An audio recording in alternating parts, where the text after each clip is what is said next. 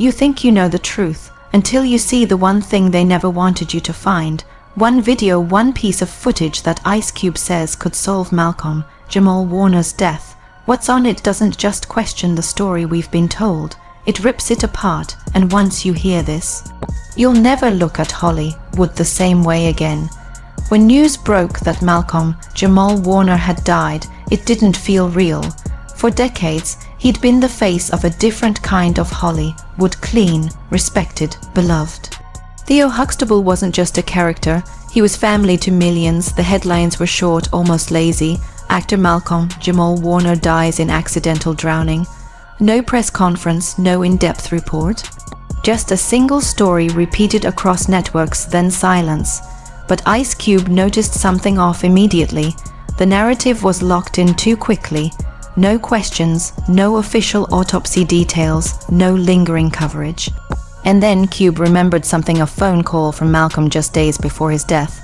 Malcolm's voice was calm but urgent. "If something happens to me, will you make sure people hear the truth?" Cube didn't understand at the time.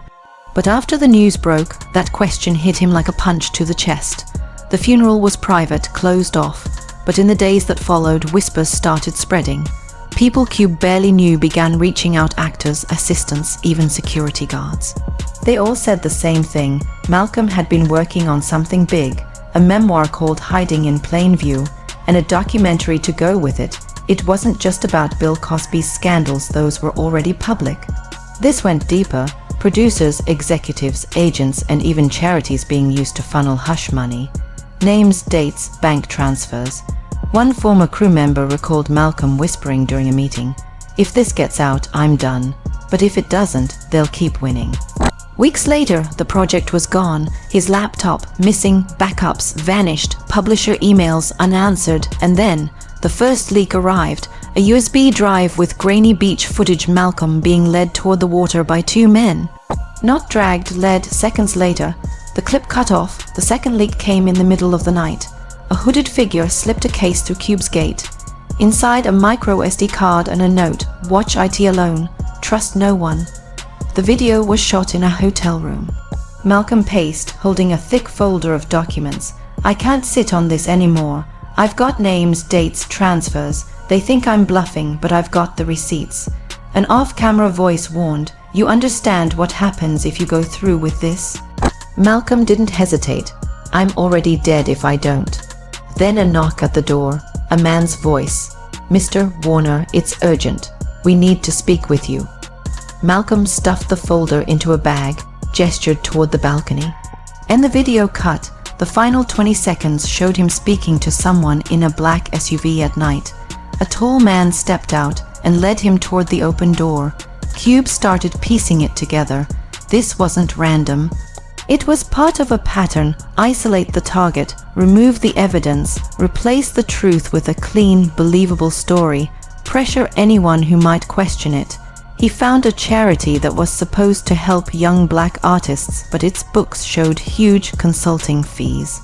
Suspiciously timed to make lawsuits vanish. He heard about other deaths: an actor in a freak accident, before a tell-all, a singer who took their own life months after hinting at industry corruption. Always the same outcome: quick closure, no investigation, silence. One night in a parking garage, a stranger approached Cube and said, "You're not the first to look into this. The others didn't make it." In his hand, an address in Costa Rica. The address led Cube to the very place Malcolm died. The beach was beautiful but wrong. The same curve of sand from the first leak. The same rock formation, and overlooking it, a security camera. A cafe owner nearby said the cameras were working that day, but men in suits took all the footage the next morning, not police. A fisherman claimed he saw Malcolm arguing with a man before being led toward the water. And a boat anchored offshore with no lights. Minutes later, it was gone. The address also led to room 214 of a modest hotel. The layout matched the leaked video perfectly. Under the floorboard, ATM card. On it, a short clip of Malcolm speaking into his phone. "If they find me, they'll say I drowned. Don't believe it." From that moment, Cube knew the official story was a lie.